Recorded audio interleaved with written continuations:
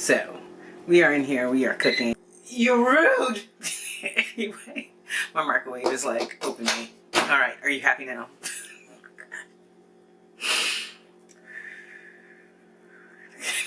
Vlogging. This is me vlogging again.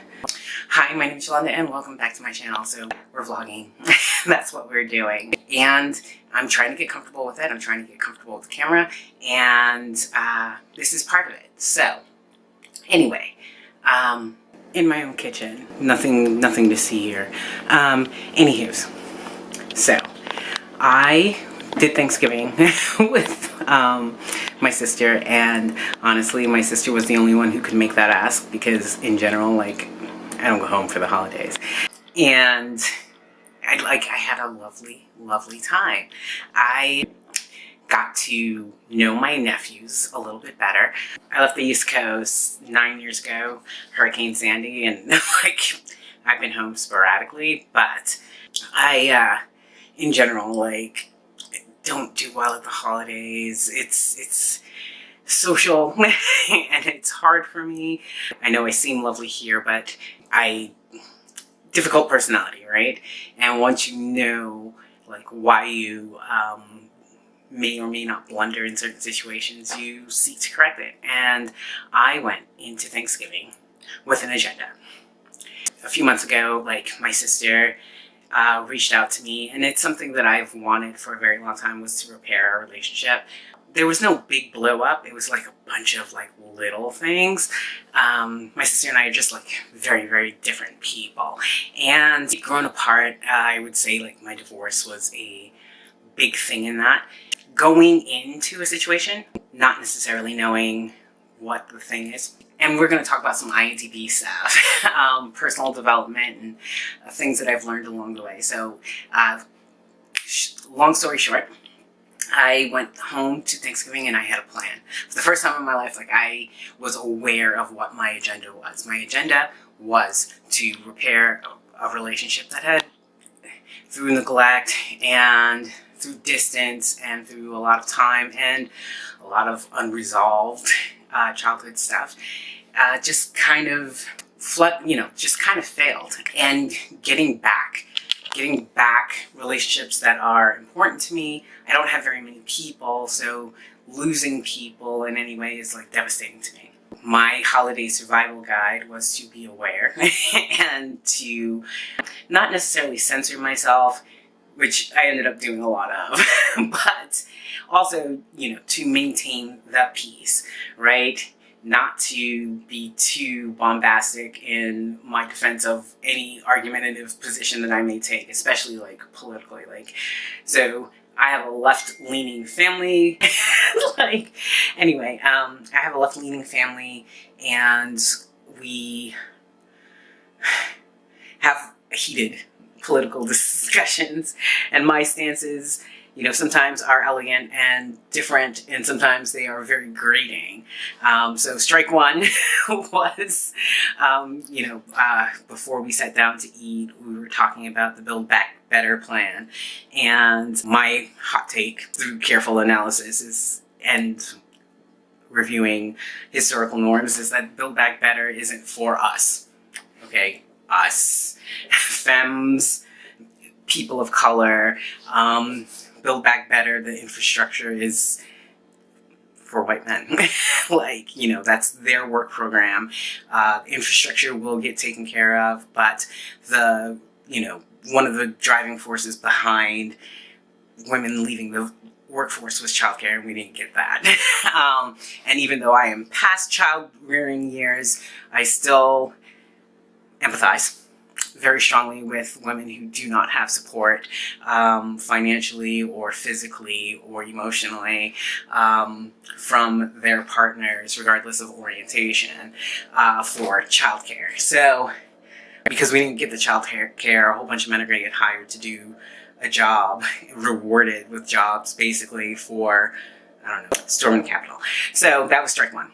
Strike two. That was my mother. The devil's lettuce is on sale. She wants to know what she's going to get. Anyway, so strike two and the spicy things that Yolanda may say was critical race theory and, you know, what our kids are being taught. Like, it's much, in my stance, much ado about nothing. I didn't receive any critical race theory growing up in New York City public schools. And only when I went to a very expensive private school did I learn anything about slavery, Reconstruction, American history in general. That my daughter just went through the public education system for the most part and didn't receive any critical race theory either. There was one paragraph in her textbook. Any discussion about racial inequity or racial justice came from me. And in her discussions with other students of color, but in general, like, kids are not receiving critical race theory in school. Like, everybody needs to calm their tits. So neither one of these statements was received well, and then there was a third strike, but I can't really talk about that. And it was one of those things where we had our moment. I apologized, and hopefully everything is okay. But I was supposed to make scarves. This is the funny part about it. So, like, I was supposed to make scarves for the boys. And it was a thing. It was a thing. Like, and I got dunked on. Okay? These kids, they belong to us. They're our people, because the roast is strong in my family at all times. I'm funny. My sister's funny. My brother's funny. My dad is funny. My mom doesn't have a sense of humor about a lot of things, but, like, she'd be funny too. So, like, my daughter, like, likes to dunk on me on a regular basis. Did I expect to get it from the 4-year-old and the 7-year-old? My niece, okay, she's 14. She gets in there, and I'm of the disposition that I can give as well as I can take. But let me tell you, these kids is savage. So the 4-year-old on Monday, I'm filming this a few days later, but on Monday, I was supposed to leave on Wednesday. He sees my progress on his scarf. I had like 2 inches, maybe 6 rows of knitting that I did. And he looked at me and he said, Auntie Yolanda, are you taking that scarf home to LA to work on it? Because I don't think you're going to finish it here. You haven't been scarfing. And I was like, this little boy, somebody come and get him. Somebody come and get him. And, you know, that somebody being my sister. I was like, why is your son like this? She's like, well. And he wasn't wrong. He wasn't wrong for dunking on me the way that he did. But it still hurt. I have feelings. Okay? I don't know what they are 99% of the times, but I still have feelings. That little boy hurt my feelings more than once. Every time he saw me. So if you saw me without my glasses, I was a different Auntie Lasagna. If, like, I put makeup on a couple of days, he was like, oh, wow, you're completely different Auntie Lasagna. So it became a running joke. The 7-year-old got in on the madness, and he was like, well, if you can be a whole different person, Auntie Lasagna. And he looked at me with a straight face and said this. Why are you here? Why can't you be Uncle Robert? And I said, I don't know. I have no idea. I've had a lot of requests in my time as a human being to adjust, to change in a lot of ways. Never not once did anybody request that I be my brother. But my nephews adore my brother. He's a superhero in their eyes. I'm not it. I think the 7-year-old, when he is 9, he and I will bond over a ton of stuff, including Avatar: The Last Airbender, but he's not allowed to watch that. Just quite yet. But we will find our action adventure one of these days. Right now, he doesn't know that I am the jock of the family. Like, so he's a jock. I am also a jock. We will have tons of fun together. I promise. The scarves got done. The scarves got done, okay? Sirs. Okay, I'm not my brother. But I can be fun. I can be fun, and I think they got to see that. But in a couple of years, I'm gonna even be more outstanding auntie. I got to know those kids, and the kids are all right. They're loving, and they're kind. Well, where they want to be. So there's that. Okay, so beauty related. I made a brand discovery in my sister's house. The laundress. The laundress saved my favorite sweatshirt. Saved it. Rubbed the soap on a lipstick stain.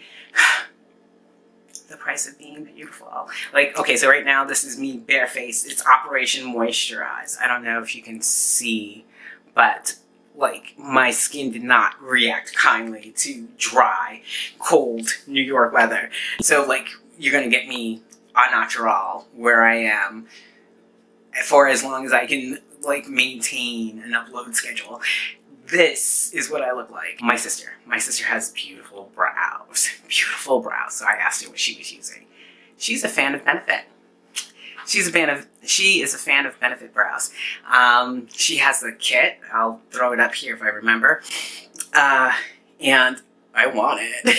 Is it going to help me with my brows? Probably not. Like what I need is to go in and have somebody pluck them, and I want to get ombre brows. Like I love that look. I don't necessarily need like a ton of work because I still have my brows have survived. My brows have survived the 90s. So I still have healthy brow, but a little tint and plucking the 6 hairs to give me a little bit of an arch, because this one is damn near like okay by itself. Like it arches. This one is lazy. It's like laying down on the job. So Benefit brows. That's what my sister really, really, really likes. And she has the whole kit, and she's hit pan on things better than I am. And so that's a beauty discovery while I was there. If anybody knows, because I don't like, listen, Benefit's been around for a while, and they haven't done justice to deeper skin tones. It's a brand that I don't actively support, and one that I don't even passively want to spend money on. So if you know of a dupe for that brow kit that has my sister looking like she has been going in for maintenance and that I can use, let me know. Leave that down in the comments. Also, like, you know, I'm nosy. I need to know what you did for Thanksgiving. Was it okay? I know a lot of us, like here on the island of Misfit Kids, we're on YouTube and we're interacting this way because, listen, we are creative. Like, it was interesting watching a bunch of people who are in general, like, knowledgeable, plugged in, knowing what's going on in the world, actively avoiding looking at the Decepticons versus the Omicrons. Like, you know, this panini has done something new and we were all trying not to talk about it. Actively trying not to talk about it. You can hear ding, ding, ding, ding on the phones all night long because we all have subscriptions to some kind of news feed. And actively not paying attention to it. So, I don't know, like, I have learned that worry is not necessarily healthy for me. I don't want to stress myself out. I don't want to give myself anxiety. I'm living my life the way I was. Pretty, you know, pretty self-contained, pretty, just trying to take care of myself. Like, today is a active and productive day in me just taking care of myself. Told you the skin ain't right. The skin ain't right, and it'll take a couple of days. I've seen this before. This is a little bit of stress. This is a little bit of dry air, forced heat. We're gonna be fine. We are going to be fine, and I'm not going to get weird about it or panic or do anything other than moisturize. We moisturize. We did a little bit of a treatment earlier today. I love my masks when I can do it. So we're doing that. Yeah, so the agenda was to spend some time with my sister, which I did get to do, even though it's pretty hard to get some quality alone time when you're in a house full of people. They were in-laws, and they were my parents, and there were kids, and a dog, and a sister-in-law with the dog. And yeah, it was a little chaotic for building bridges, mending fences, but it was also good just to relax, being aware of my prickly nature and doing some correction, you know, in a social situation. Like, a lot of people aren't into personality typing, and this is my stance on it. You might not believe in it. Like, it is a corporate horoscope. It's a pseudoscience. But at the same time, these algorithms are built on at least doing the best guess of who we are. So you might not care about your Myers-Briggs, but the Myers-Briggs cares about you, and it affects you whether or not you're aware of it or not. And I've become aware, and I'm not one to rest on my laurels about anything. I know myself, and I am seeking self-improvement. So, like, I told my mom, I was like, she's like, so how'd it go? Because she was worried. She was worried. My mom is the peacekeeper. She's a mediator. Like, she really cares about, like, our relationships and how we're doing with each other.